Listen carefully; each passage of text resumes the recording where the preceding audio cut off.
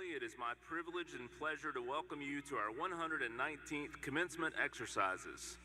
We are so pleased to be able to hold in-person ceremonies here on Schellenberger Field and to have you with us for this special occasion. Please be aware that guests are not permitted to approach the stage to take photographs. Individual graduation photos are provided by Photo Specialties, and a proof will be sent to graduate email addresses with a personal identification number for online viewing. There is no obligation to purchase. Informal photos by the university photography staff are available at no charge after June 19th at flickr.com/University of Lynchburg. You will find this information on the commencement webpage. For your convenience, accessible restrooms are located in the Carnegie parking lot, in Westover Hall, and in the Turner Gymnasium directly behind you. Water stations are located on either side of the field, as are shade tents for those who seek relief from the sun. All commencement ceremonies are being live streamed on the university's homepage and on our YouTube channel. Guests who wish to escape the heat may watch the live stream in Turner Gymnasium behind you. Please be considerate and silence your mobile devices for the duration of the ceremony. We also ask that you remain seated for the processional to allow all family and guests to see the candidates for graduation. In the event of an emergency, announcements will be displayed on the large video board behind the stage. Once the ceremony begins, we ask that you remain seated until all students' names have been called, and immediately following the benediction, only the platform party will participate in the recessional. Diplomas will be mailed to all graduates this summer. Thank you very much for your attention, and congratulations to all. The ceremony will begin shortly.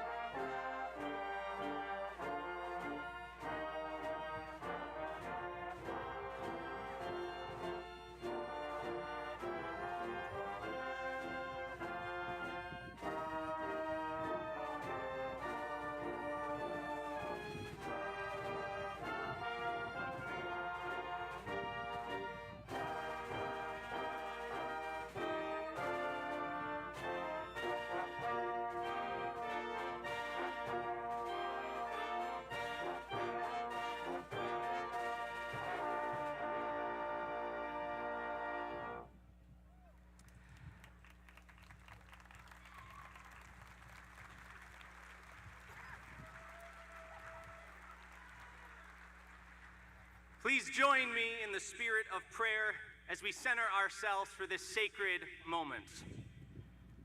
To you, divine mystery, the one who is near to us as our very breath, we give thanks.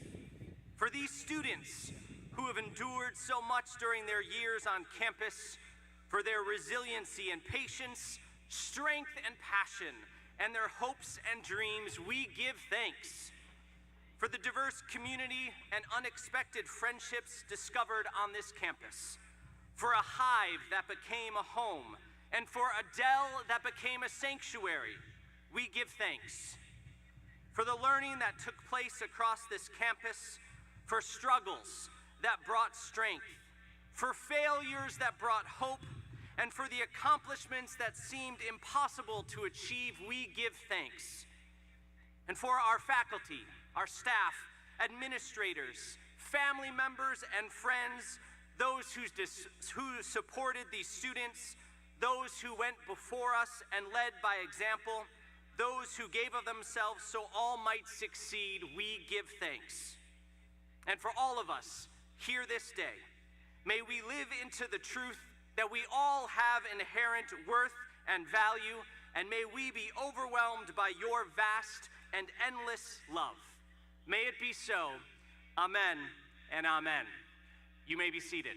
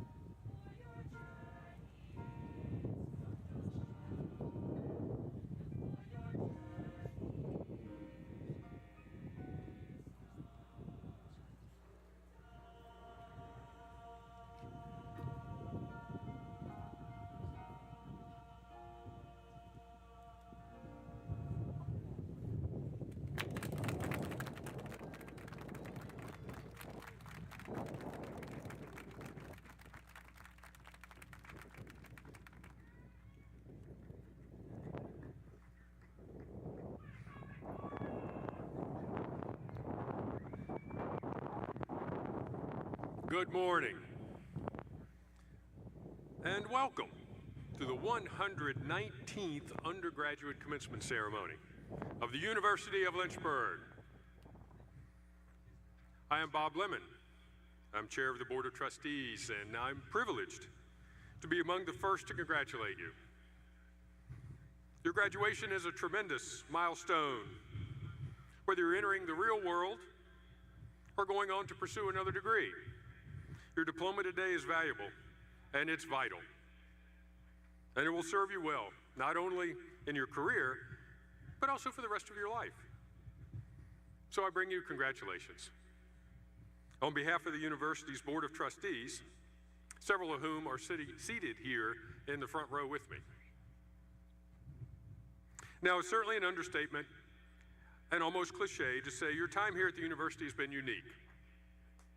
The coronavirus crisis and its impact on the world and on the educational system are without historic parallel. And it certainly impacted your college experience in ways that no one could have imagined back in 2019. But it's also true to say that perseverance makes you stronger. A college experience is about academics and learning, to be sure, but it's also about perseverance. And while you may not have the same college memories as your peers of earlier years, you will have something different. You will have demonstrated the determination and the fortitude that can only come from being tested by circumstances they might never appreciate. So I'm confident you'll look back years from now with a multifaceted perspective on these last 4 years and realize that your circumstances, while a burden in many ways, were also a major factor in your life's success and in your happiness. I had the privilege of addressing the first separate postgraduate class commencement ceremony of this university back in 2019. There I offered 7 observations from my personal close post-college journey of the past 40 years or so. Now, I'm not going to bore you with all 7, but I want to share 2 that are especially impactful, I think, in our current world. They're actually the first and the last on that list. The first there was to impact people in a positive way. Everyone has a story. Events, thoughts, dreams, motivations. Today is a big chapter in your own story, one that you will remember.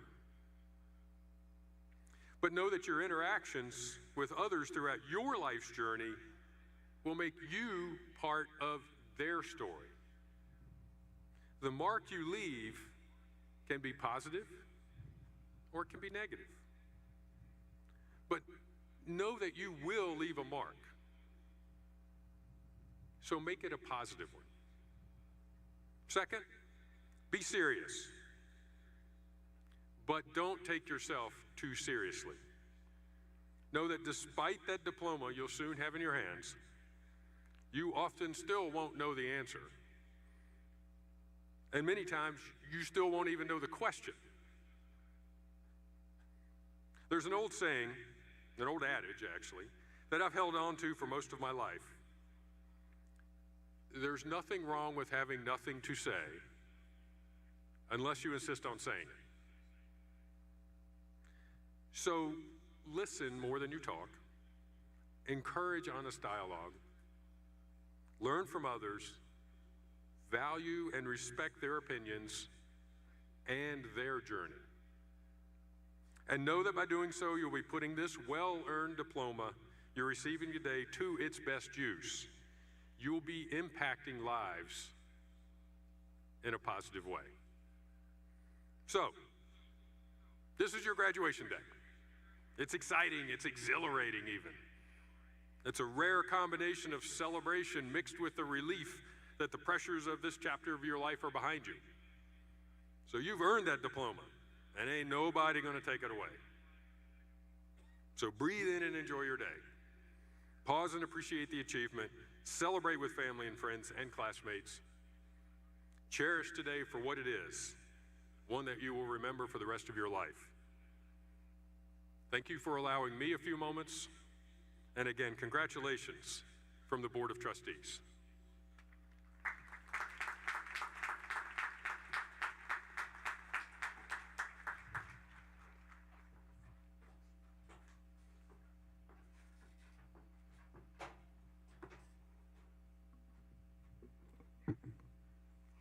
Good morning.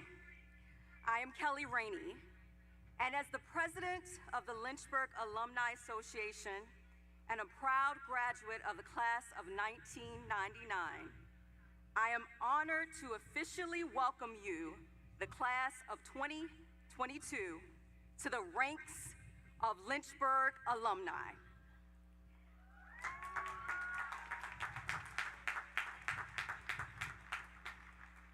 Over 26,000 graduates have passed this way before you, and today their collective talents contribute greatly to every career imaginable in every state across the nation and worldwide. We are confident that very soon your class will follow this tradition of excellence and achievement and will make its own significant contributions to society. So today is a day of celebration, a day when your ties to the University of Lynchburg do not end, but instead become stronger. You now share a common bond with thousands of other Lynchburg graduates. And in the months to come, I encourage each of you to stay connected. Take part in the many alumni activities that are offered to help connect you with other alumni in your area, in your career field, or simply have similar interests. Share your current information so we can continue to share the great things and events happening at the university. And wherever life takes you, remember the mission and the values the University of Lynchburg has instilled within you and use them to serve others. It is with a great sense of pride that I convey to every one of you and your families the sincere congratulations of your fellow alum, and to tell you how proud we are of each of you. Best wishes for your happiness and success. And again, congratulations and welcome to the alumni family.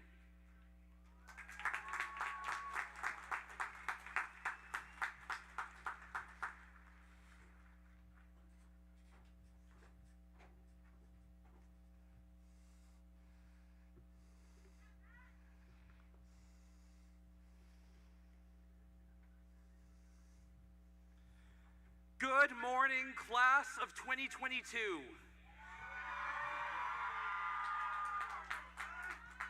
Today, I would like to start by thanking President Allison, our Lynchburg professors, our distinguished guests, our parents and our families, and I would like to thank all of you seniors, especially those who gave to the Senior Gift Campaign, helping our beloved university. As I look out across this field, I cannot help but recall the first time we gathered together as a class. One of my first memories as a Lynchburg student took place 4 short years ago in Untitled Chapel. That night, as we all marched into the chapel, we were handed a lit candle to place in a bowl of sand. This symbolized the beginning of our journey at the University of Lynchburg, with all of our flames burning next to each other. But then something unexpected happened. In one of the bowls, enough of the wax had melted, and the candles began creating a massive flame in the middle of the chapel. Now, in a quick thinking move, an individual who will remain nameless, cough cough, Nathan Albert, decided to pour water on the flame. But this action, mixing water with wax, merely caused the flame to grow exponentially towards the ceiling. Now, as you can tell, the chapel did not burn down, and a fire extinguisher was eventually brought in to save the day. Of course, this experience brought home the point about no candles in the residence halls, but it also united our class, propelling us throughout our 4 years, our tumultuous 4 years, to this very point. Recently, I've been trying to pin down what makes Lynchburg special, and I think I have finally come to a conclusion. It's the liberal arts background that we all share. This shared experience not only allows us to be united in our class schedules, but it also gives each of us a common educational foundation, one that teaches us to care about others and charges us to imagine our impact on the wider world, not just the bubble of a college campus. Now, I would be remiss if I didn't pay homage to my background as a lifelong member of the Christian Church Disciples of Christ, the denomination in which Lynchburg is affiliated. One of the key tenets of a disciples' college or university is the liberal arts education. Alexander Campbell envisioned this very principle as the founder of the Disciples, and this tenet was brought to Lynchburg by our founder, Josephus Hopwood. Hopwood's vision of faith and reason as the bedrock of a well-rounded citizen remains one of the most important ideals of our university today. I am proud that Lynchburg has continued this disciple tradition of educating through the liberal arts. As you know, at Lynchburg, we are encouraged, in fact, the better word might be required, to take classes outside of our major. While at face value, this might seem counterintuitive, this helps to shape students not only to be experts in their major, but to be global citizens. For me, this has been particularly true. During my time here at Lynchburg, I have taken classes focusing on political science, such as Quest for Justice, Model UN, Constitutional Law, and Public Administration. But I have also taken classes such as the Westover Honors Colloquia dealing with the musical Hamilton, the Third Reich, and the ethics-based sitcom The Good Place. But the class that has perhaps fallen the farthest out of the scope of political science is the hiking and backpacking class I took this semester, where my final exam was to backpack along the Appalachian Trail. Yes, the liberal arts education we have received at Lynchburg has not only taught us to be better students, but to be better thinkers and better humans. One of the best decisions I have made during my time here at Lynchburg was to get involved. I have learned a great deal about myself and my community as a student leader. I've been honored to serve in many roles, including RA, fraternity vice president, and the role that has perhaps taught me the most, SGA president. Involvement alongside my liberal arts curriculum has equipped me with many skills that I will use in all the facets of my life. Lynchburg has changed all of our lives. The lessons we have learned here, the friends we have made here, the triumphs we have celebrated here, and yes, even the mistakes we have learned from here, are memories that we will cherish forever. Class of 2022, today we join the countless alumni who have trod that path between faith and reason. Each one of us a more well-rounded person than when we began that journey. But just as the choir reminded us, graduation is not the ending of that journey. Our journey is not done. As we leave Lynchburg, we will carry what we have learned from here far and wide. We will use our common liberal arts background to shape our world in monumental ways. But no matter how far we travel, no matter how much time has passed, we can still call this place home. Class of 2022, we will always be Hornets. And as we go from here, celebrate your accomplishments, revel in the lifelong friendships you have made, and never forget that every day, but especially today, is a great day to be a Hornet.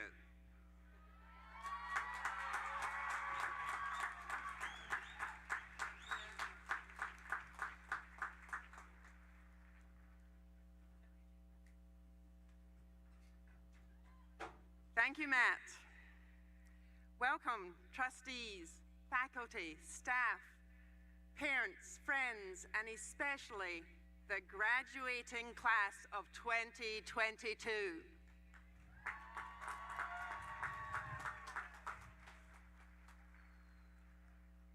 I'm I'm Alison Morrison-Shetler, President of the University of Lynchburg, and it is my honor and privilege to preside over this glorious commencement ceremony here at the university. Many of you may recall that last year's commencement, or should I say commencements, were my first as your president.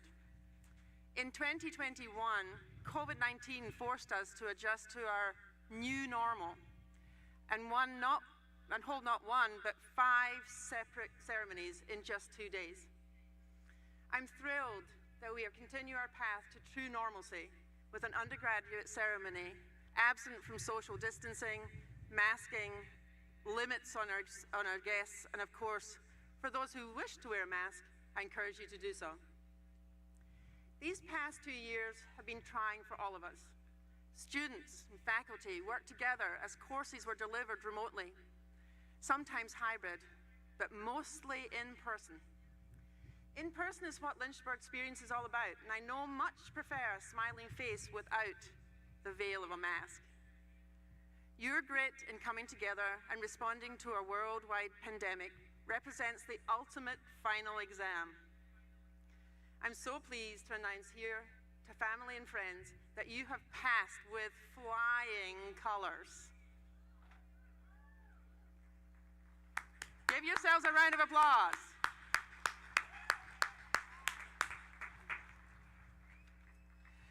When I arrived less than 2 years ago, I shared my vision for the University of Lynchburg, and that vision is built upon 3 pillars: leadership development, respect for diversity, and the pursuit of innovation in all that we do as an individual and as an institution. Already I've seen our future, your future, taking shape. Through these many months of the pandemic, with the underlying support of these 3 pillars. As you leave this place, please do remember these lessons learned and build your futures atop our 3 pillars of servant leadership, diversity, and innovation. These values are in the DNA of this institution. And I hope these pillars become as much a part of your genetic makeup as they are part of mine. Congratulations, graduates. It is a great day to be a Hornet.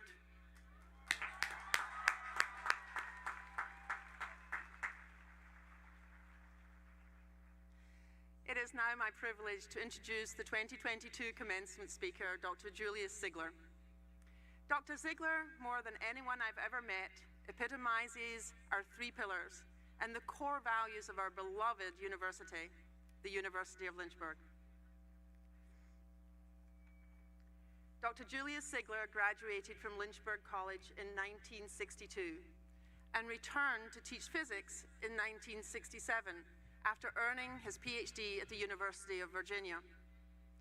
In his nearly 5 decades at the institution, he served as professor and administrator and dean of the School of Sciences. He retired in 2015 as a vice president and dean for academic affairs. After his retirement, the university renamed our science building Hobbs Zigler Science Center in his honor, and in 2017 awarded him an honorary doctorate. Dr. Zigler continues to teach at the university. He has served as a consultant to technology companies and the National Science Foundation and was director of the Robert E. Lee Soil and Water Conservation District. He's a former member of the Lynchburg City School Board and has served as chair of the board of the Central Virginia Governor's School for Science and Technology. As I said a minute ago, Dr. Zigler is the embodiment of our values as an institution. Well, he's had a good bit of help along the way. We often refer to the university as a family, and the Ziglers have been a part of that family for a very long time.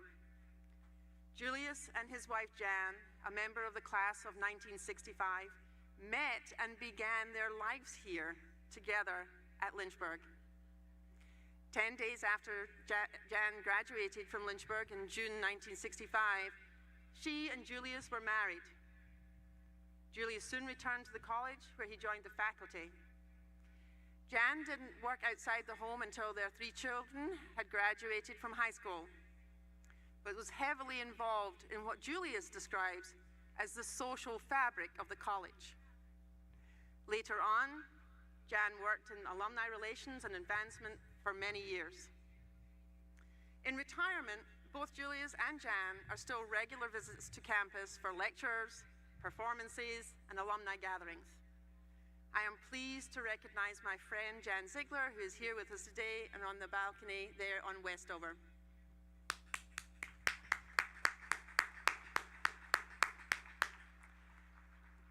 It is with great privilege I introduce to you our 2022 commencement speaker, Dr. Julius Zigler.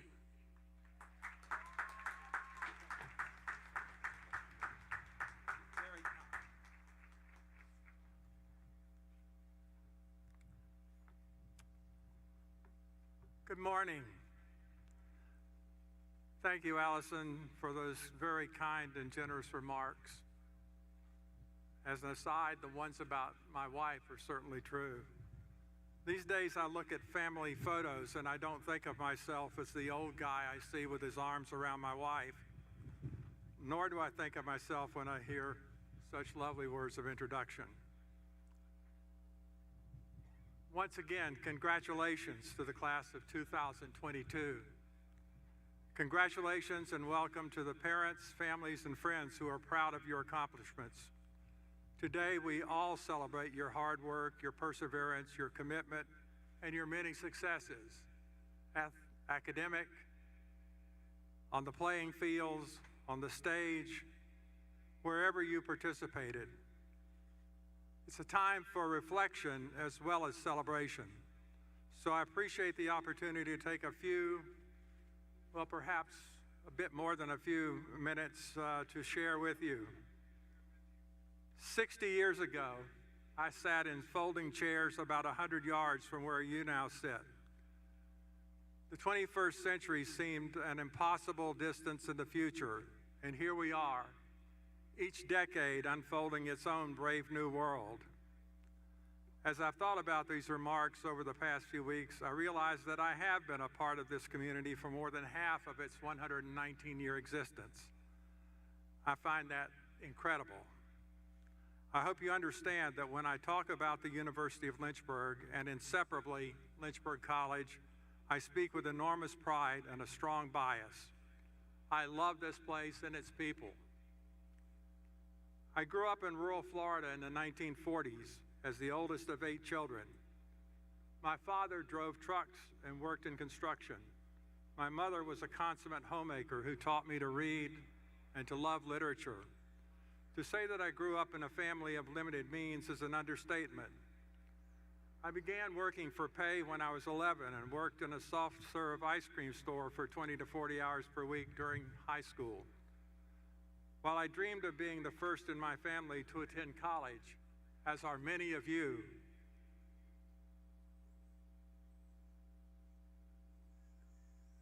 and tried to save money for tuition, the reality was that most of my earnings went to help support the family.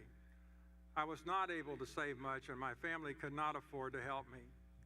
I came to Lynchburg because the college offered me a job waiting tables in the cafeteria. It was a leap of faith. With my small savings and a bit of money my father borrowed, I was set for a semester, and I had no idea what would happen after that. It was the best decision I could ever have made. Somehow I managed to work my way through college. I found a welcoming community with student colleagues who have been friends for life. I found an incredible group of faculty who taught, challenged, and befriended me, including my mentor and friend, Dr. Shirley Rosser. I met Jan, my wife. She was my vertical suite mate of 57 years here. I heard my calling to become a college teacher here. My younger sister and brother are alumni, as is our oldest son, sister-in-law, a niece, and a nephew. This place and its people have blessed me far beyond my ability to ever repay the debt I owe. I remember little about my commencement. I do remember the mix of confidence and uncertainty that I felt. In 1962, the economy was strong, the civil rights movement was gaining momentum, and we were just becoming aware of our involvement in Vietnam. I had a student draft deferment during my 4 years here, and I had just received a letter from my draft board asking me what I was planning. So I fully expected to be reclassified and probably drafted. The nation was only a few months shy of the Cuban Missile Crisis, perhaps the closest we have ever come to nuclear war. And the multiple assassinations of President Kennedy, Dr. Martin Luther King Jr., and Robert Kennedy were slightly more than a year away. None of us had any inkling of the chaos that the nation was to face by the end of the decade, nor did we dream of the way in which technology would change our lives, even to the point of threatening our basic assumptions about life and community. My classmates were in a similar state of mind, confident about the future, but a bit concerned about the details. Despite our uncertainties, the class of 1962 fared very well in life, as have the 59 graduating classes since. Cliff Potter returned to teach history and became a beloved member of the college community for 50 years. Another classmate became our most accomplished academic graduate ever, internationally known for her research in how children learn language and holding honorary degrees from, among others, the University of London, Georgetown, and Carnegie Mellon University. She is the Marjorie Bailey Professor of English and Dramatic Literature and Professor of Linguistics at Stanford University. Yet another served as Dean of the College of Textile Sciences at Clemson for more than 2 decades. Another attended law school and became one of the best trial lawyers in the Commonwealth. And another, a political science major, fully intending a career in politics, but instead became an expert in business computing systems and ultimately a COO of a major international furniture manufacturer. He took early retirement and became an elementary school teacher. Others became successful teachers at all levels. The starting goalkeeper for 3 championship soccer teams became a school superintendent. Another student who was hearing impaired became one of the first forensic toxicologists in the Commonwealth.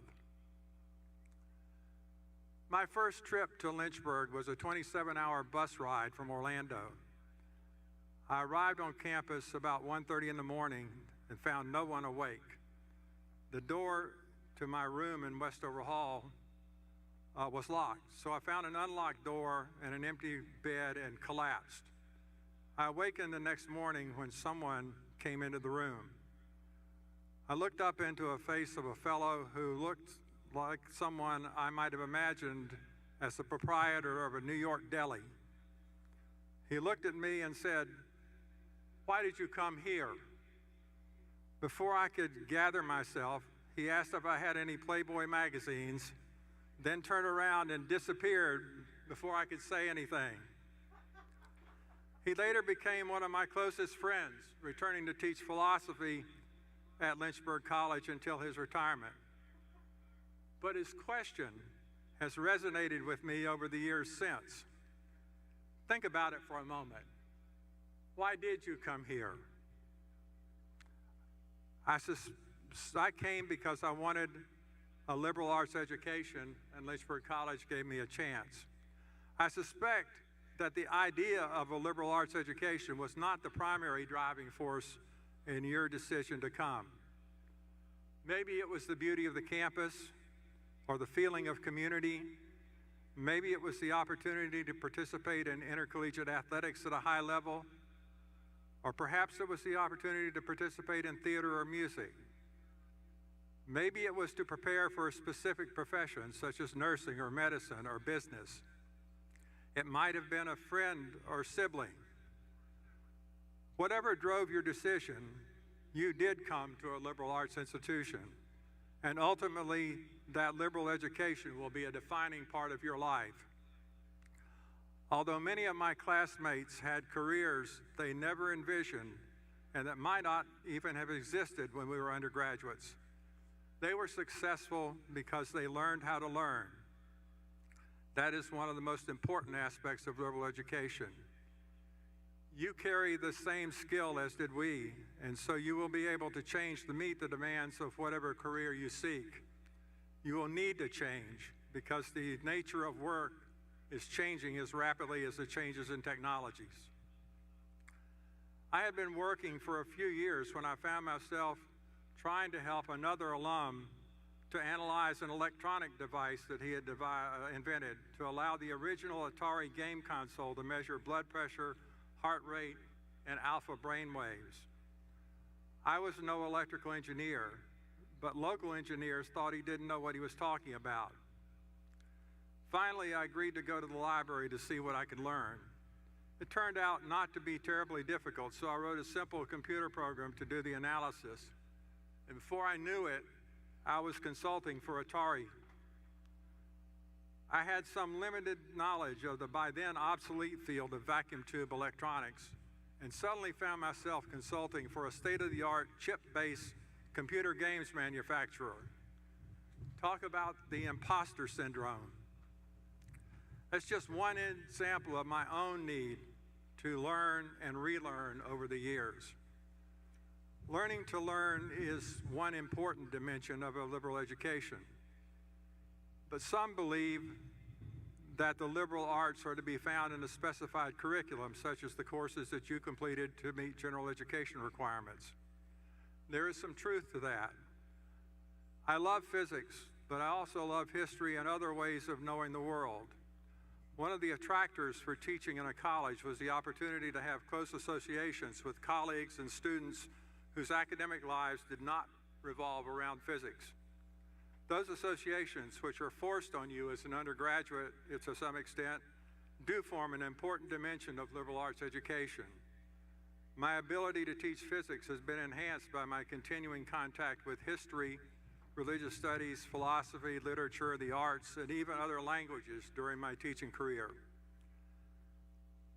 I believe that the most important aspect of a liberal education is to be found in a habit of mind, a way of thinking about the world that creates a curiosity that makes learning more about more a habit. It's a habit that allows you to look at a problem from a variety of different points of view. Some might call it critical thinking. Some look at the huge screen behind me and see only the image it displays. Others see an abstract display of colors and motion. Yet others see a miracle of modern technology, wondering at the complexity of turning all those points of light on and off with such precision of location and timing.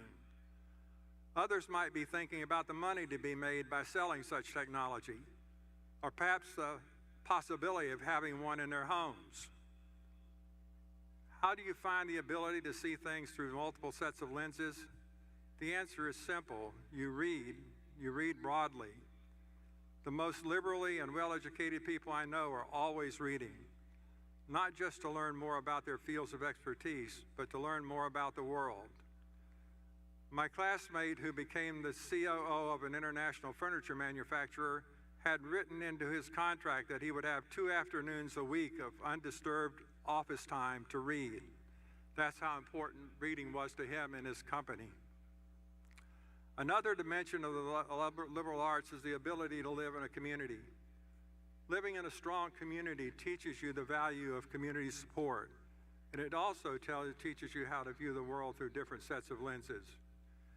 You have lived in communities within communities, as members of teams, as residents in a house or hall, as members of a cast or an ensemble. The Lynchburg community is palpable. You can sense it the first time you walk onto this campus, and for many of you, it was the deciding factor to attend. It's one of the unique aspects of this university, and it's not accidental. Generations of students, faculty, and staff have worked to create and maintain this sense of belonging. I see the Hornets have respect signs on campus, and I know that's a living part of who you are. It's true. You could not have come through the pandemic as you have if you had not had respect for each other and for the rules regarding masks. I'm proud of the manner in which you conducted yourselves. I have taught some of you in senior symposium and other courses in the past few years and have watched you discuss difficult and complex issues in sensitive and respectful ways. Respect is contagious. You earn it by giving it. Respect opens the way for human relationships. Respect also leads to inclusion and diversity, one of the pillars of President Allison's vision for the university. Respect builds and strengthens community. About 200 years ago, a Frenchman named Alexis de Tocqueville spent more than 2 years traveling throughout the young nation, studying the American experiment in democracy. He summarized his observations in a book entitled Democracy in America, in which he coined the term habits of the heart to describe American mores, family life, religious beliefs, and politics as key aspects of the American experiment and experience. He believed that these habits would help to sustain democracy, but he also noted that individualism, an idea he saw as unique to the American character, could prove dangerous, setting citizens apart from one another, making democratic community action difficult if not impossible, and so threatening these same free institutions. You are facing a world that in some days seems to be falling apart. Individualism is rampant, and our country seems to have lost respect for itself. You see examples of Tocqueville's prediction in the many conflicts between liberty for individuals and the public good.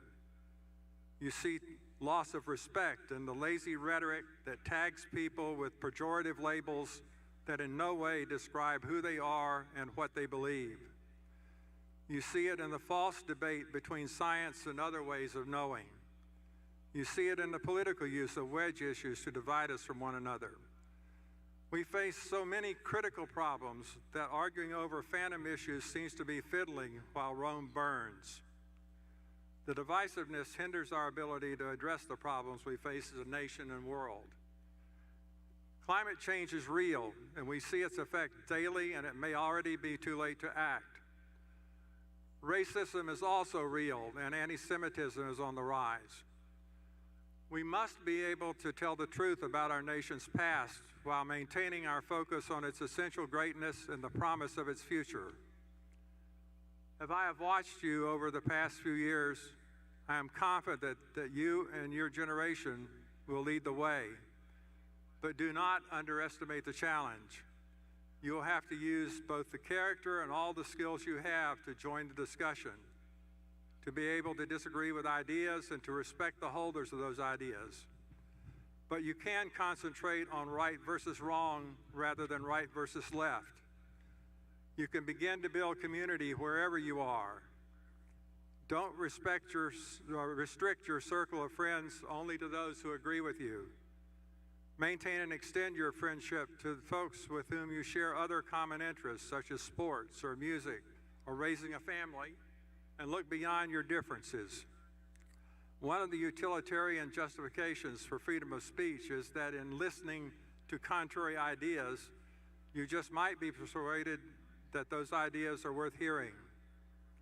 I have close friends who disagree in fundamental ways with me about many social and political issues, but who have enriched my life in so many other ways. Your generation will either come to grips with the divisiveness that dominates public and private life today, or the nation will become something very different from what our founders dreamed it would be. Set high expectations for yourself. I finished my first semester as a freshman with a B+ average and was feeling pretty good about myself. During the first week of the second semester, I received a note from College President Wake asking me to make an appointment to see him. That was unnerving. Being summoned to the dean's office is one thing, the president's quite another. I found my only dress shirt, donned a necktie, and went to see him. He warmly invited me into his office and asked me to sit.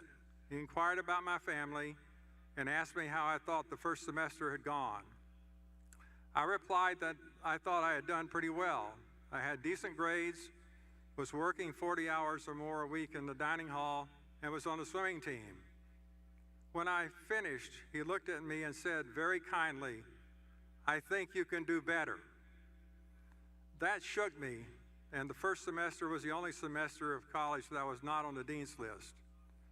It was remarkable that a college president would take the time to encourage me to do better.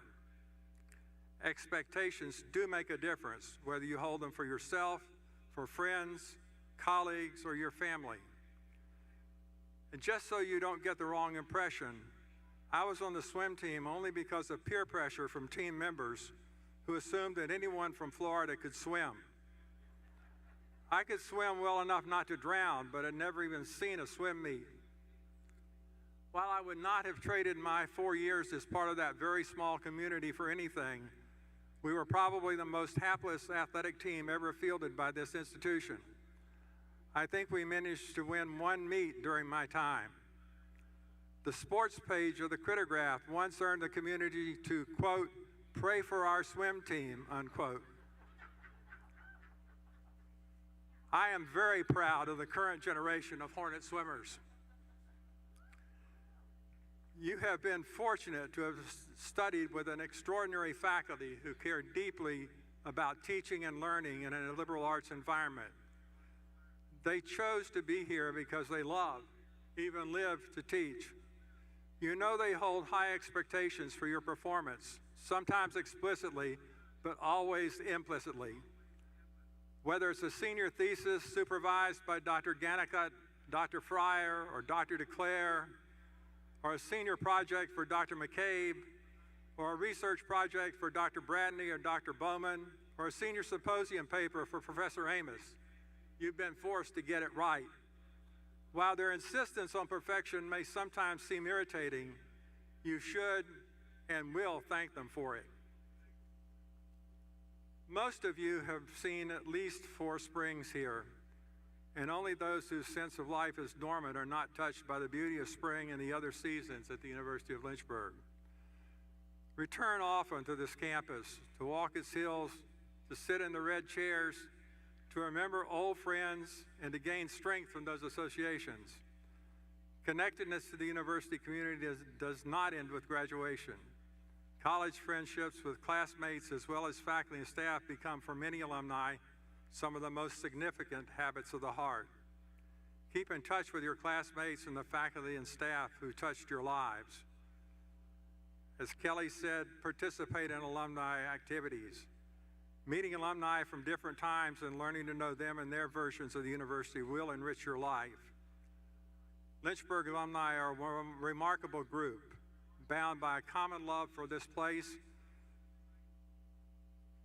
and their appreciation for its impact on their lives, by a love of good times and laughter, by a ready acceptance of each other simply because they are fellow alumni, and by a strong sense of community. They can and will help you. In a few minutes, you will stand and sing the university hymn written by alumnus Paul Waters. That song alludes to the university as a light that, quote, can never fail us. I end my remarks with a few lines from The Hill We Climb, Amanda Gorman's brilliant poetic gift to the world at President Biden's inauguration.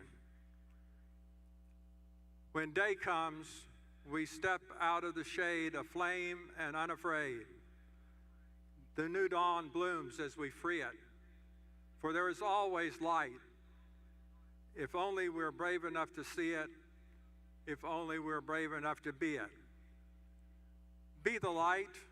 Tomorrow's University of Lynchburg will be measured by how brightly your lights shine as you blaze the way forward. Congratulations and good luck.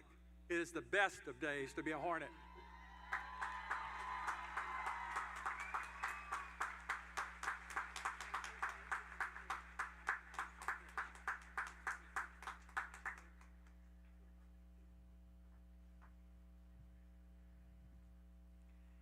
Thank you, Dr. Zigler, for these amazing words. Please, one more round of applause for Dr. Zigler.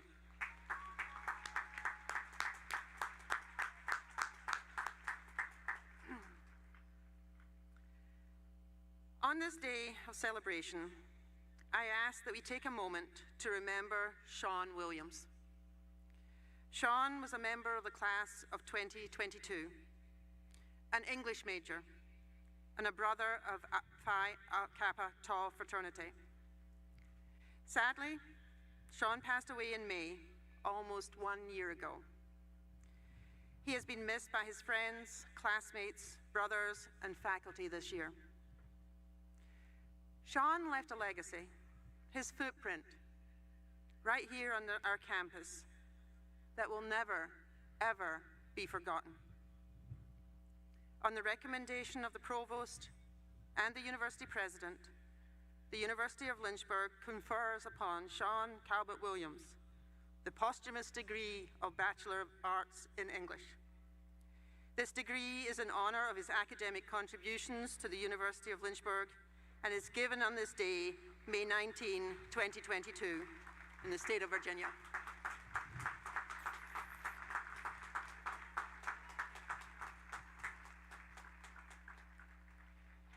Sean's family, parents, sister, and grandparents are here with us today.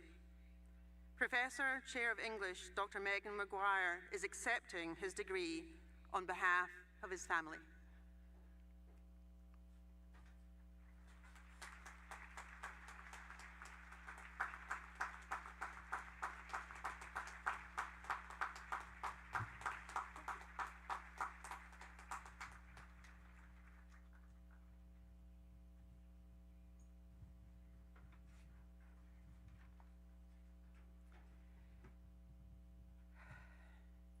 The undergraduate degrees which have been voted by the Board of Trustees will now be conferred.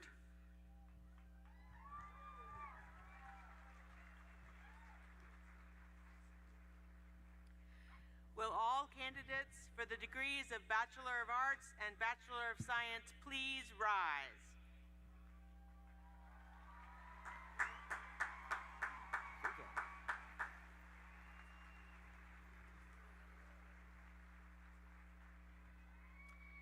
President Morrison Shetler, I have the honor to present 166 candidates for the degree of Bachelor of Arts, 219 candidates for the degree of Bachelor of Science. The January and May candidates have successfully completed the course of study assigned, have been certified by the faculty of the university, and approved by the Board of Trustees, and I ask that you, by this official act, confer upon them their degrees. By virtue of the authority vested in me by the Board of Trustees, and on the recommendation of the faculty of the University of Lynchburg, I confer upon the January and May candidates the degrees of Bachelor of Arts or Bachelor of Science with all honors, rights, privilege, and responsibilities thereto pertaining. Graduates, please turn your tassels.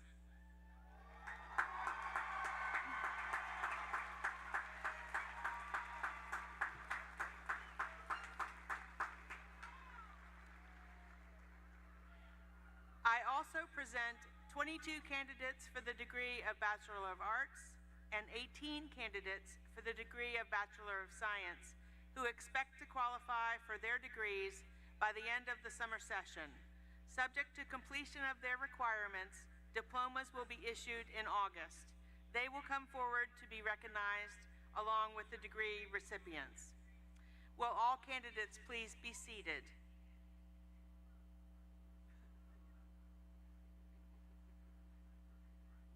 The program provides an explanation of Westover Honors Fellows and Academic Honors. I will now ask each group and category to stand and be recognized. Honors in the major, please stand.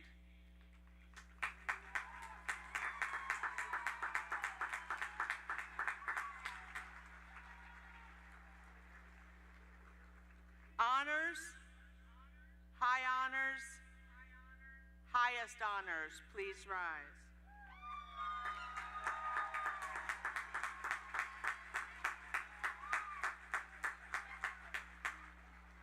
Cum laude, magna cum laude, summa cum laude.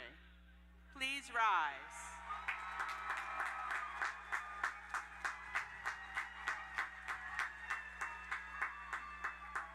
And will all recipients of any academic honors please stand?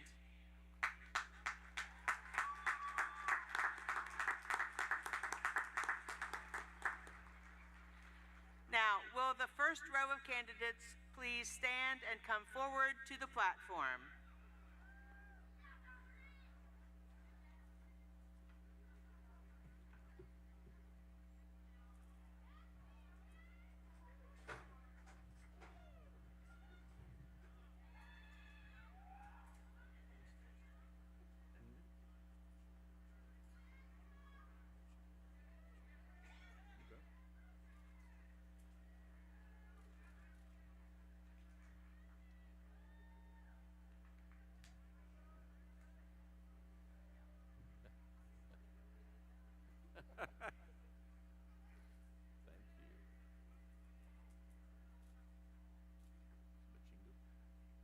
Afton Machingo.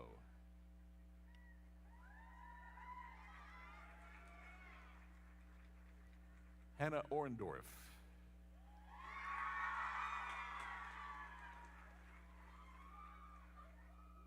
Samantha Siciliano.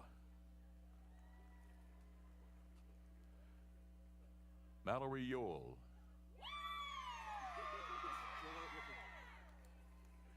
Matthew Allen Gillette.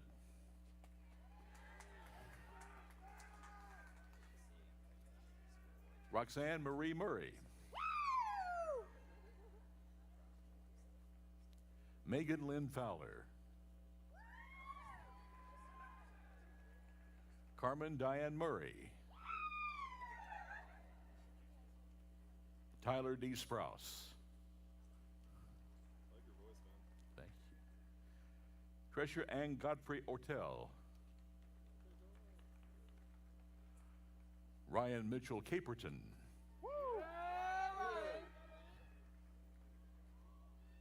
Carlton L. Williams. Christian Gerald Kumar. Elizabeth Gwen Davis. Mimi T. Oliver. Hayden McDermott Updike.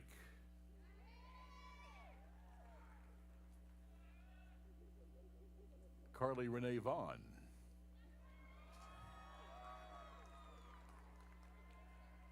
Nicholas Ray Walton.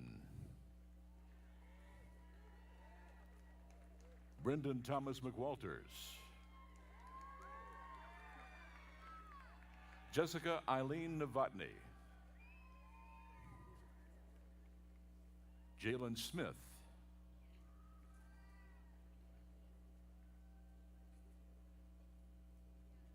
Emma Grace Spock.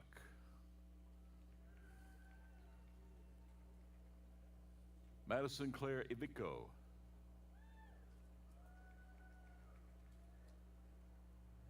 David Joseph Blackstone.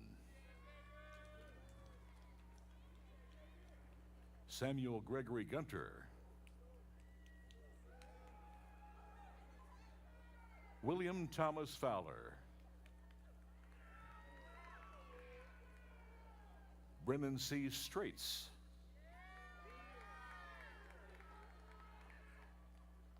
Abigail Elizabeth Lane. Emily Cornwell. Sawyer Lucy Spidell. Corey Alexis Covanis.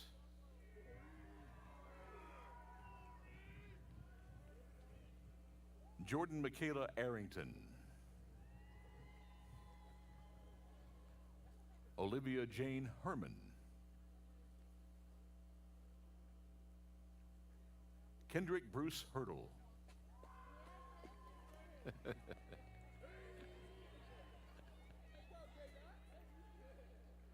Mariah Yvette Vasquez Reed.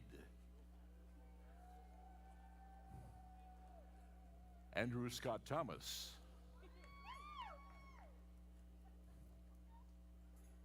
Casey Jordan Ward. Brianna Chantel Fleming. Shania Lynn Young. Brianna Michelle Yancey.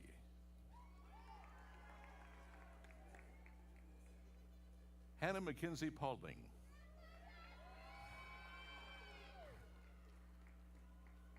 Michael Joseph Daniel. Kathleen Kolb.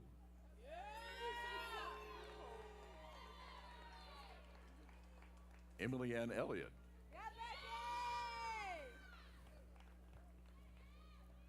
Helen Curry May.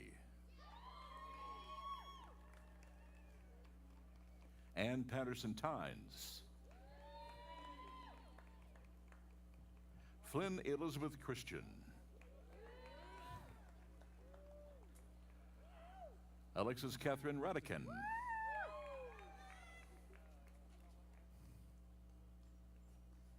Elizabeth Grace Lloyd.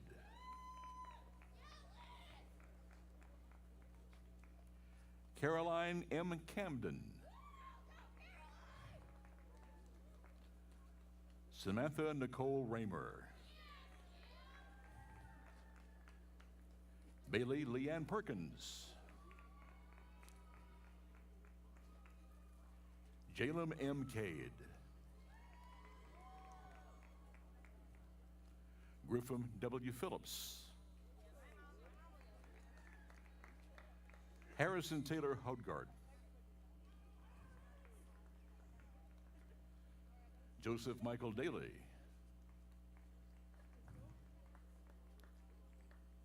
Michael Rendon.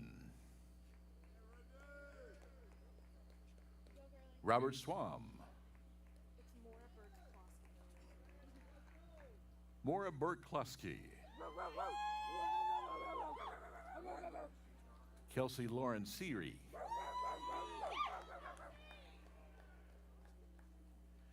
Catherine C. Duncan.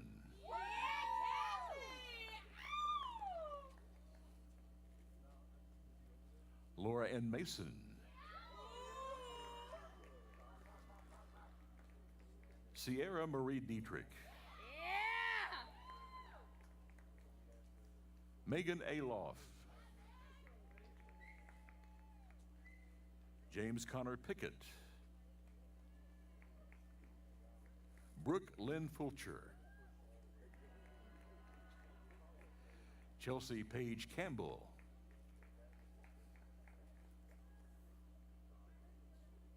Help me. Wantami Owe. Taylor Loving Cutchins. Jessica Ann Head.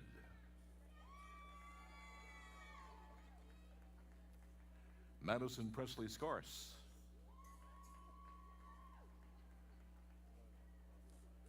Mackenzie Elizabeth Fanny.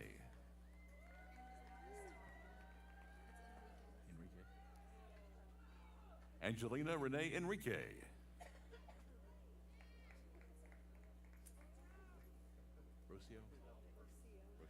Rocio Soto. Kirsten Renee Kirtley. Caitlin Joanne Pennington. Martha Jane Maggie Crute. Ariel Brianne Limeberry. Caitlin M. Austin. McCarroll and A. Dent.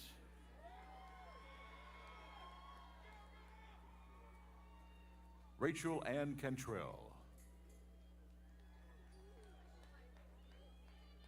Kelsey Brianne McKenna.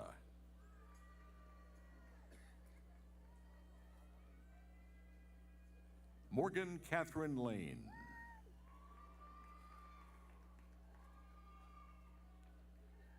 Victoria Alexis Case.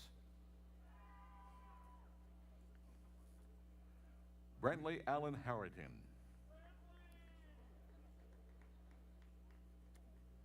Jonathan Austin Stringfellow.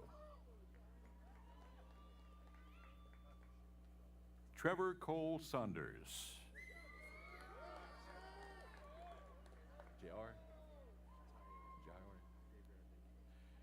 Jair Debrayan Jenkins.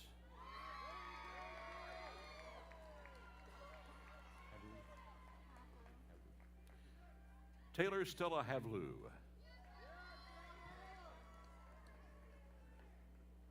Timothy Slusser.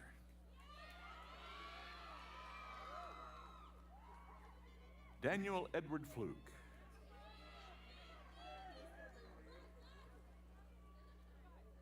Eliana Bryce Powell.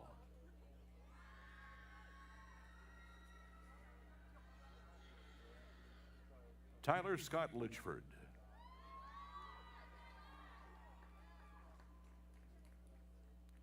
Carl Joel Monteclaro. Kaylee Brooke Truitt. Brittany M. Claybaugh. Brooke Elizabeth Vetter.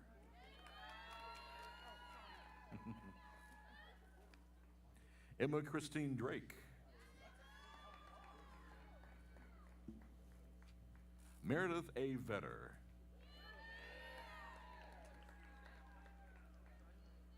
Kyle Joseph Lewis.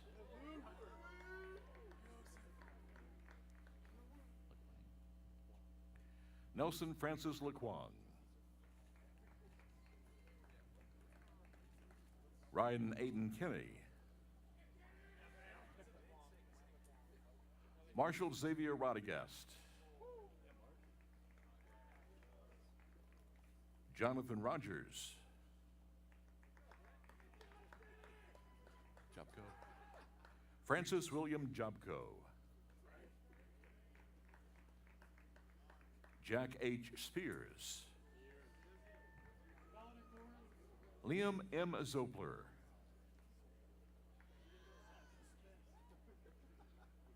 Joshua Christian Nichols. Josiah Martin. Nathaniel Robert Schaefer. Tyler J. Hemmelt. Christopher Ryan Jennings.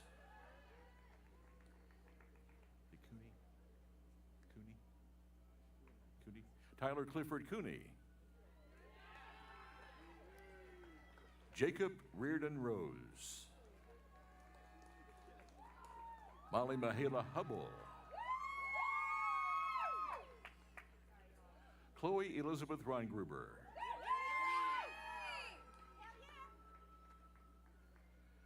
Caitlin Dawn Lloyd.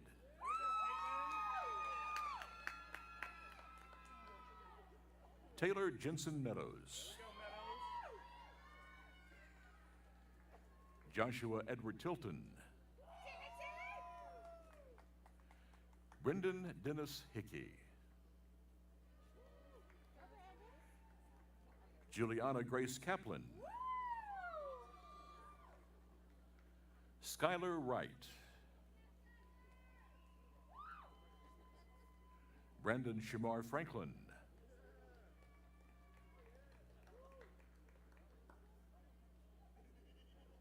Carly Madison Brooks.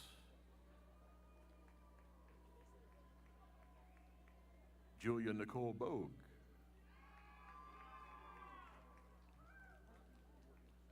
Alyssa M. Willoughby. Maureen E. Long.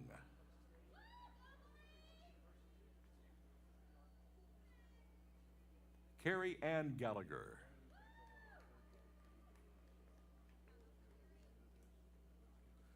Andrew Gideon Wheeler.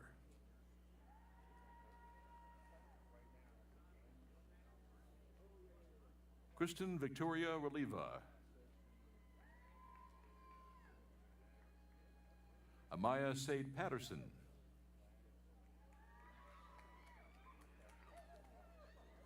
Heather Elizabeth Hanan.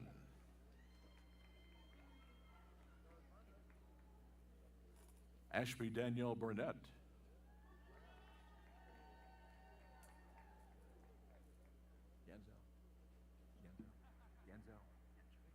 Yanzhao Chin.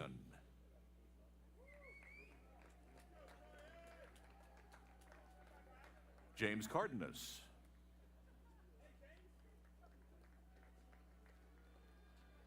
Thomas John Murphy.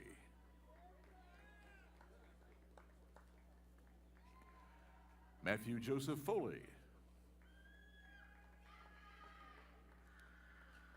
Jackson Douglas Harding.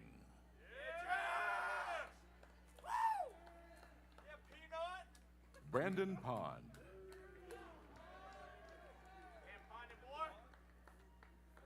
James Cameron Lane.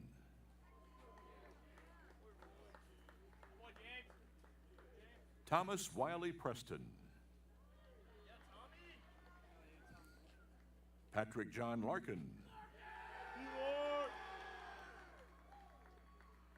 Thomas Baylor Cambia.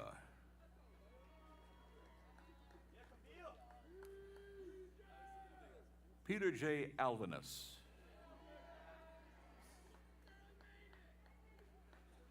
Carson Andrew Atkins. Caleb Garrett Franklin. Kendrick McGuire Creasy. Ryan Michael Smith.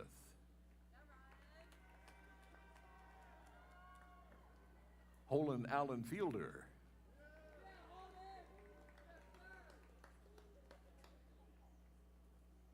Lauren Shannon Beninoski. Is that right? Thank you. Emily Catherine Fomister. Brianna Fuller.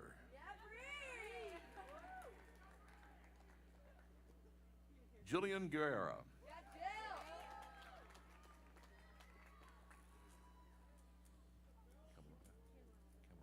Jessica Ann Camerata.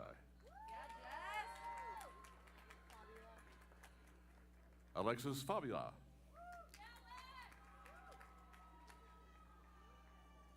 Elisa Joan Anderson. Allison R. Drumheller.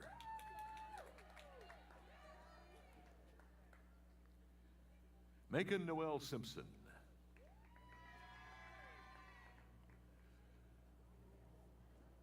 Quinn Jean Harker. Lindsay Ellen Fiera. Jordan M. Nielsen. Lucy Grace Linning.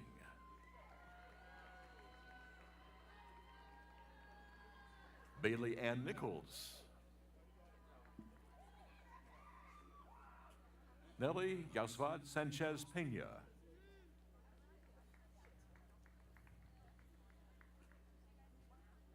Meredith Carter Wormser. Brian Bedell. Gabrielle Nicole Richards. Kara Jane Yates.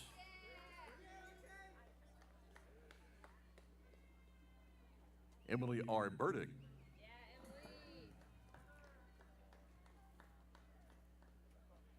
Lindsay Marie Godvig. Bailey Austin Burke.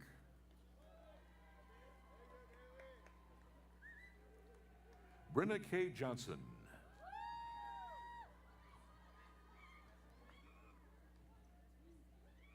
Alyssa Jordan Bostic.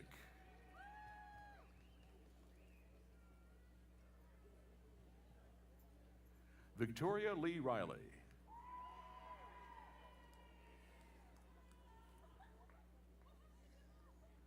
Jody Lee Conretti.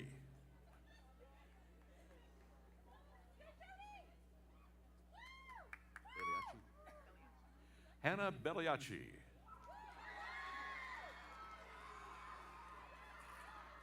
Catherine Ann Hines.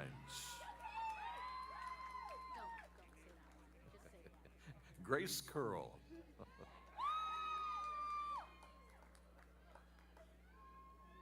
Nina Caldwell.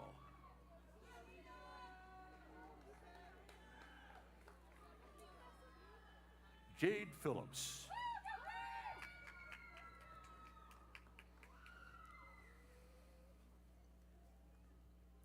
Cassandra Matthews.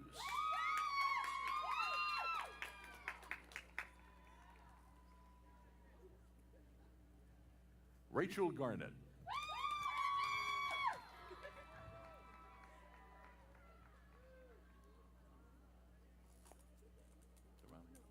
Nirali Ganpat Patel.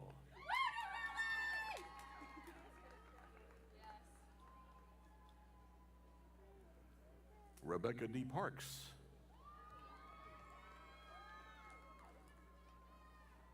Christopher Ryan Dowdy.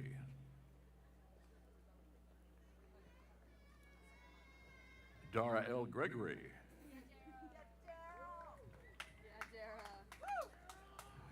Madison Lee Knight.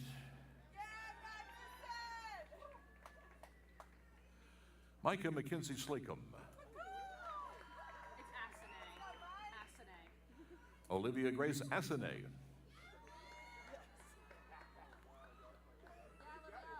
Bailey Leanne Casto. Lauren Marie Bland. Malik D. Harvey.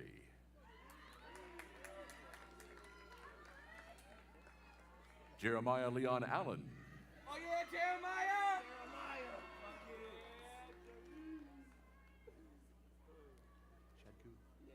Alexander Shadku.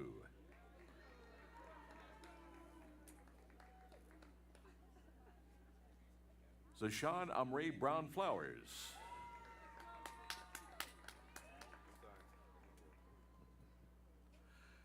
Isaiah James Cornish.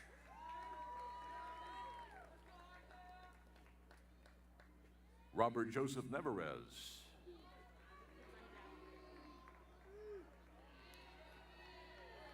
Alyssa Marie Gundel.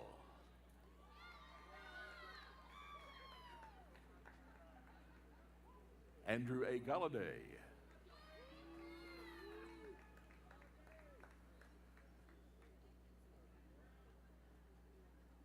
Joseph Hurwitz.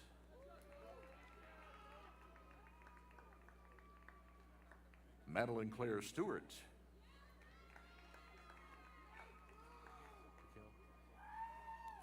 Nicholas Brickell.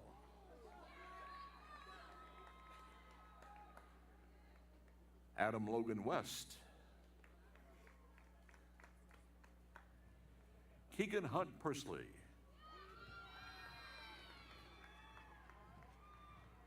Cassidy Nicole McCall.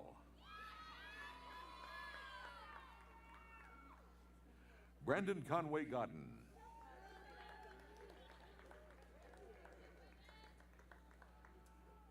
Stephanie Nicole Brown.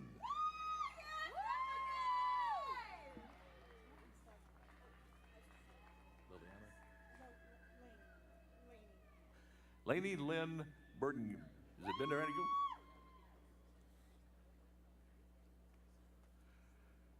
Kristen Blunt.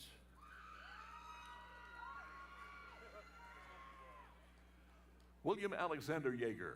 Let's go, Alex! James Price II. Yeah, Jacob! Sir, Jacob! Claire E. Crotty. Go, Crotty!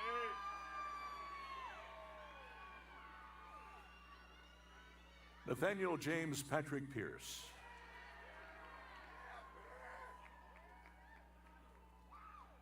Russell McKinley Reynolds.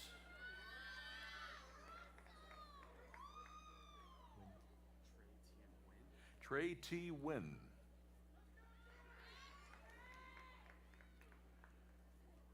Nicholas Logan Hunter.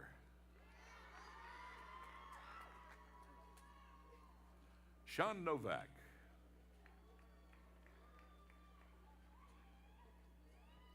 Bailey Leora Ann Wade.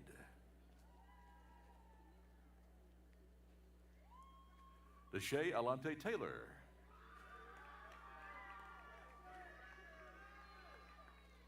Madison Alexandria Shea.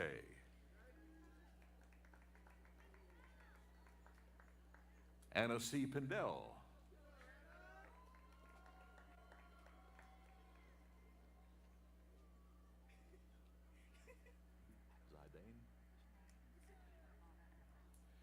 Janae Zidane Ivana Edwardzi.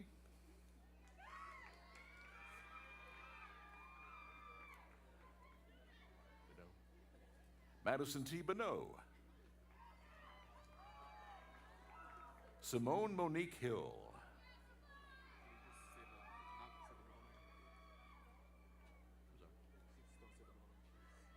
Anthony Ferris.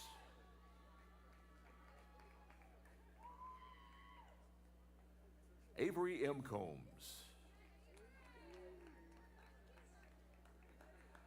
Mason Patrick Wilkins.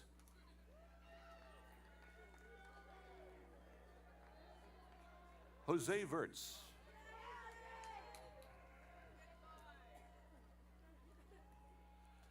Zachary Marston Swift.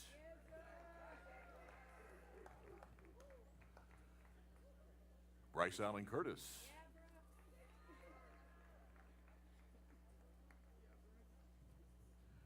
And Margaret Doyle.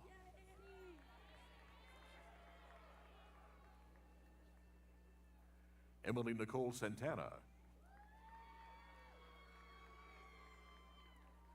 Sarah Taylor Smith. Naya Chanel Wilson.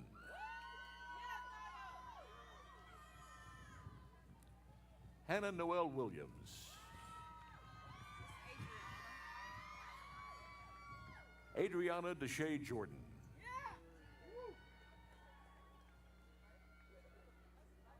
Jasmine Denise Smith.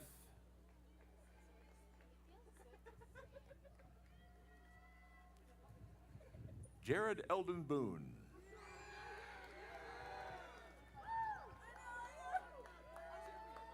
Dakota Devon Lawson.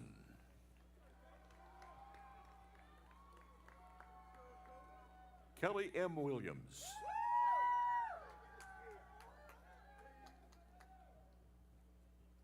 Preston Morad.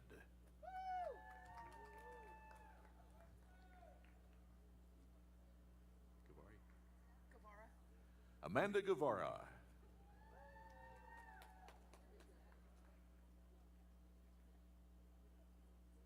Alexandra Boatwright. Zachary Green.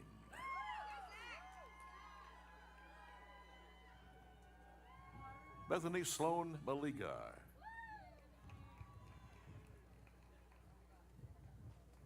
Tessa Jean Goad.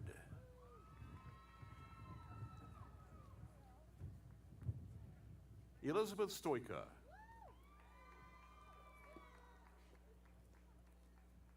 Sarah Meade Edwards.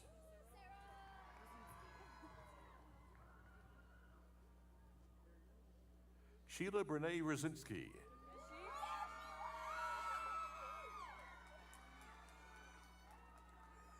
Elizabeth Cole Crockett.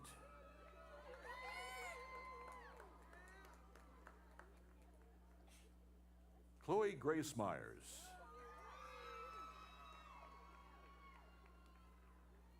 Madison Danielle Hicks.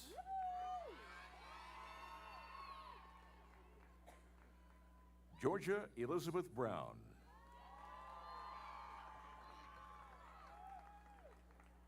Tyler W. Hall.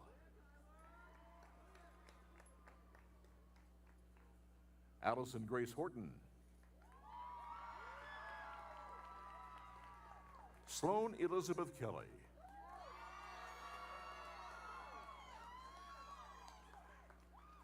Alexis R. Crossan.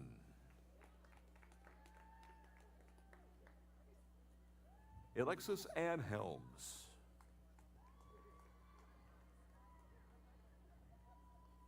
Caroline Alice Lancaster. Catherine Elizabeth Ruskin.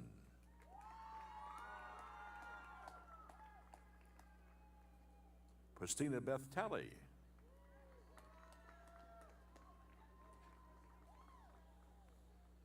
Alejandra Stefania Bonilla.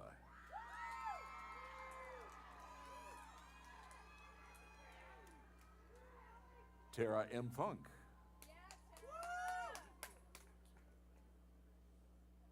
Jenna McCraw Kiefer.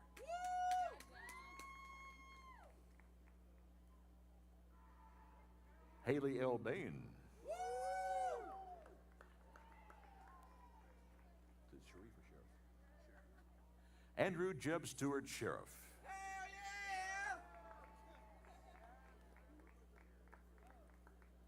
Christopher Joseph Pearson.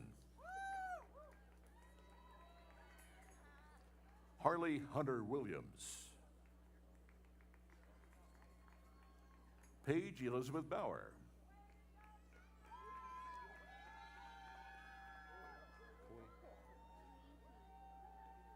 Emma Francis Gay.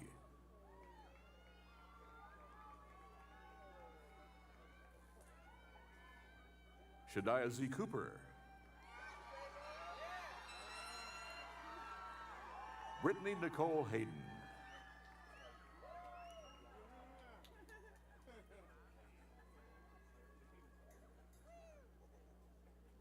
Jordan Page Davidson.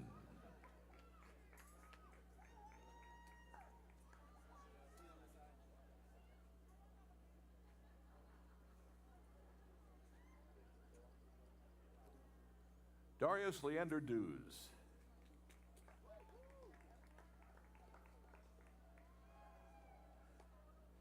Jarrett Michael Morano.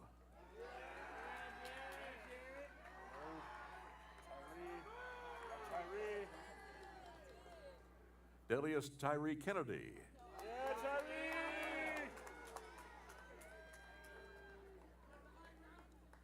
Calder Nicholas Miller.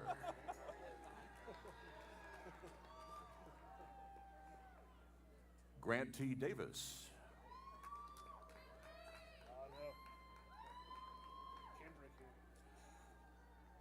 Ken M. Cackley. Yeah, boss baby! Tyler Joseph Flaherty. Alexis Burks.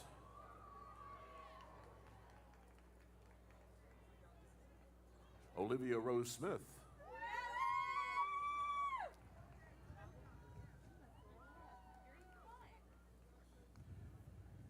Abigail Dawn Childs.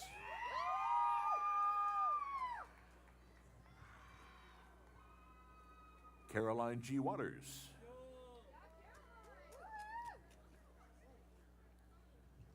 Aaron Green. Julia Riley Earl. Lindsay Patrice Fisher.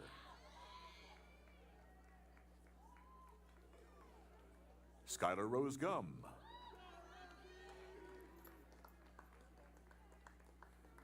Leanne Nicole McCormick.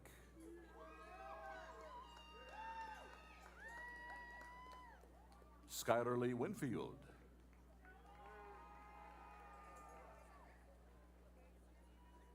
Morgan Lynn Mason.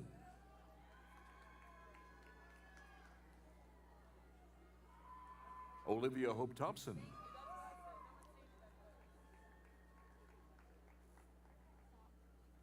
Abigail Fopp.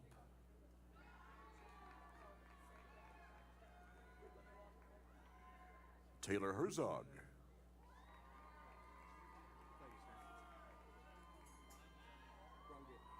Nathan Brungan.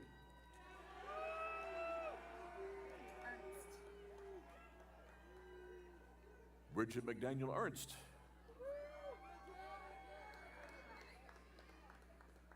Jordan Elizabeth Eagle.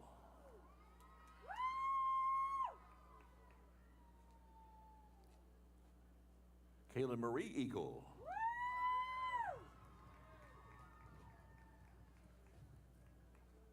Haley Morgan Drew.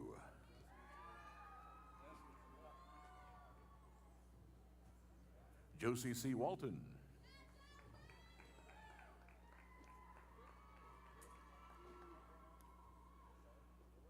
DeTwan Lamont Shelton.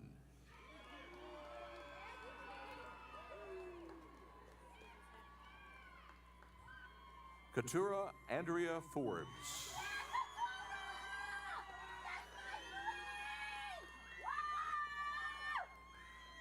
Dow Bradford Dunton.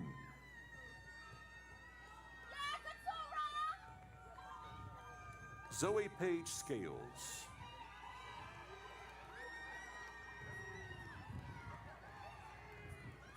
Kyle Rabley.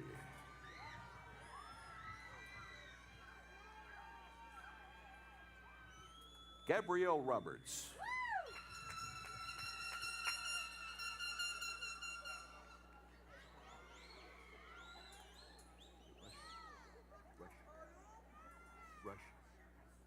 Rebecca A. Rush.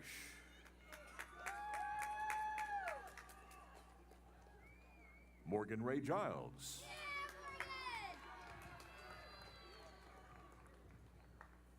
Savannah Carol Turner.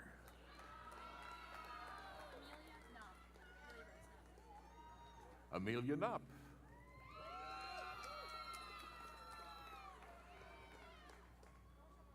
Lillian Smith.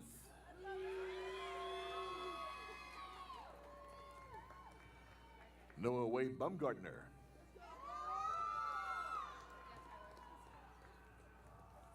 Tyler Josiah Wells.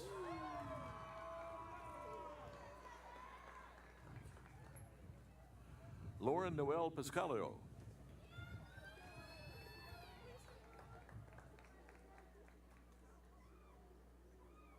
Elena Elizabeth Middleton.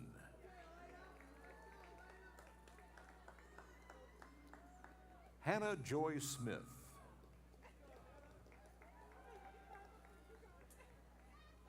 Hunter Ryan Epperson.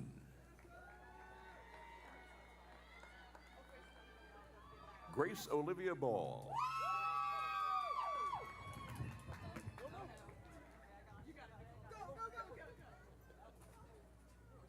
Thank you. Nicole Renee Tolley. Anna Catherine Kung.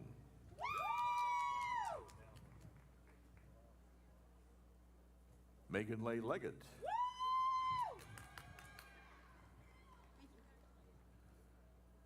Amanda Michelle Pugh.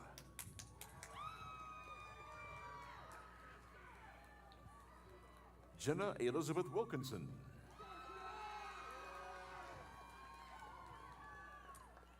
Abigail Keenan. Cassidy A. Davis.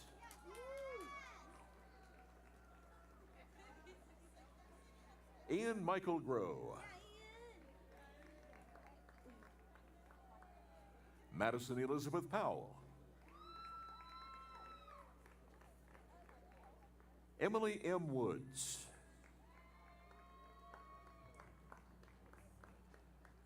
Lakin Danielle Spiegel.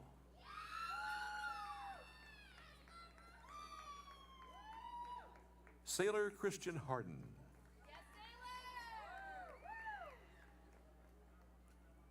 Allison Renee Robinson. Caroline Catherine Girk.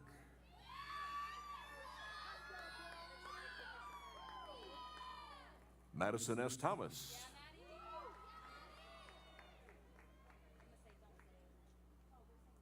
Cameron Sabolovich, is that correct? Sabolovich.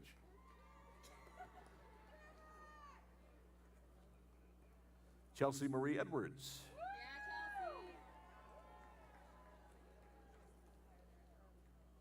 Blaze Virginia Nash.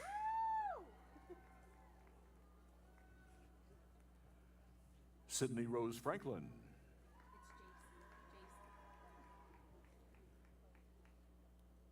JCA Burley. Kristen Grace Amos.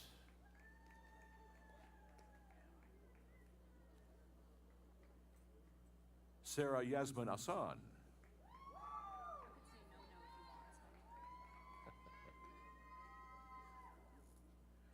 No Kenya Nolan.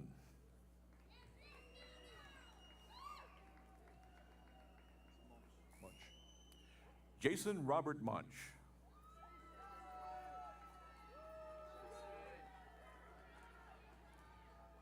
Vittoria Vieiro France.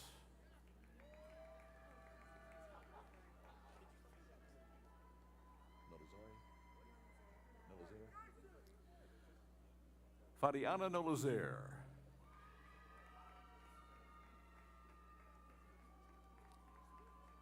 Victoria Raquel Friend.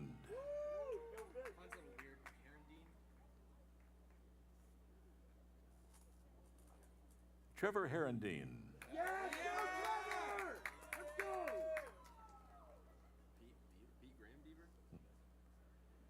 Pete Graham Deaver. Yes, Pete!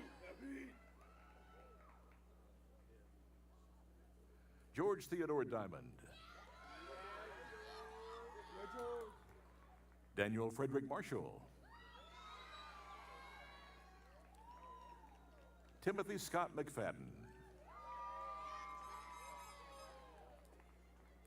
Terrell Hill.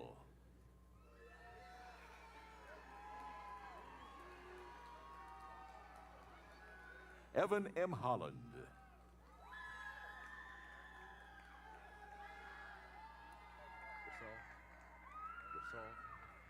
Emily Pearl Rasaw.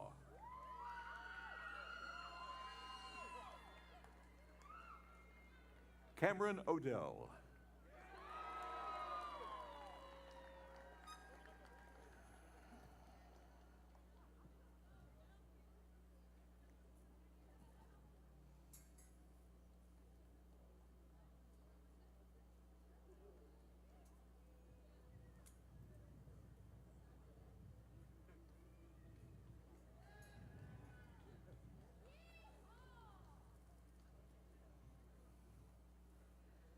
Please join me in giving the graduates one last round of applause.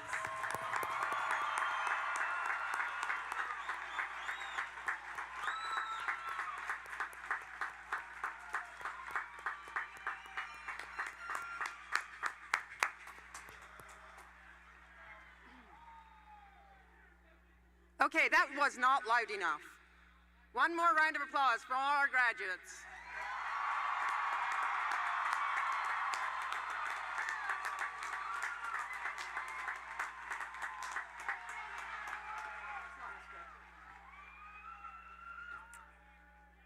So as we conclude our commencement ceremonies, I'd like to acknowledge some very special individuals in our audience. We are a military-friendly university. On behalf of all of our Hornet family, I want to salute those of you who have and are serving our country. We are so very proud of you. Would the graduating students and anyone in the audience today who are veterans, active duty, Guard, and Reserve members, please stand and be recognized.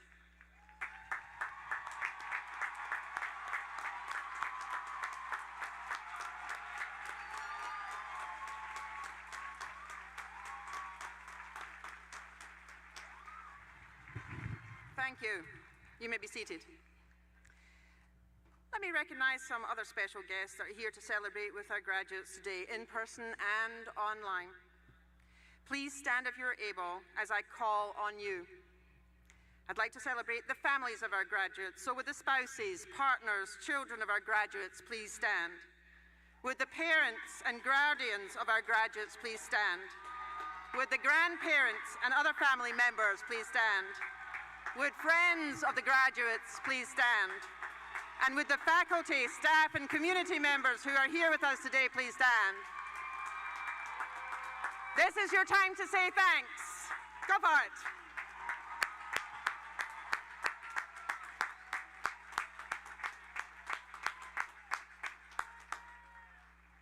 This is the physical exercise part of the commencement. You may be seated. A ceremony like this does not just happen. Please join me in thanking the army of people, too numerous to call out by name, for the hard work and tireless planning that went into making this a great day for all of us. Again, my heartfelt congratulations to the graduates. Now go forth and make a difference in your community, the Commonwealth, the nation, and the world. Congratulations, and join me in saying one last time, it's a great day. Be a Hornet.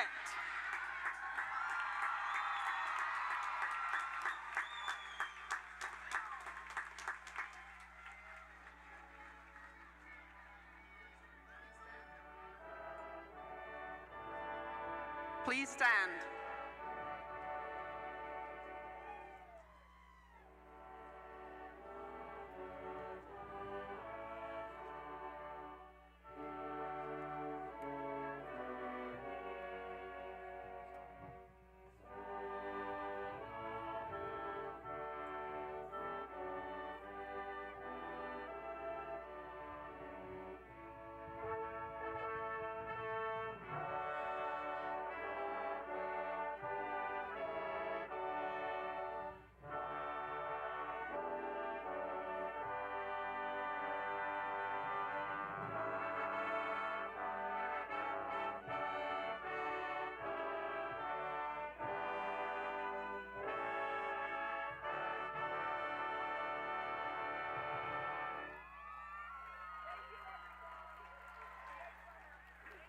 One final reminder before we dismiss, our platform party will be recessing down the center aisle, so we do ask graduates and families that you let that party process. You may exit once they pass or exit to the sides as well. And now, Hornet family, our sisters, our brothers, our non-binary kin, please receive this blessing and benediction.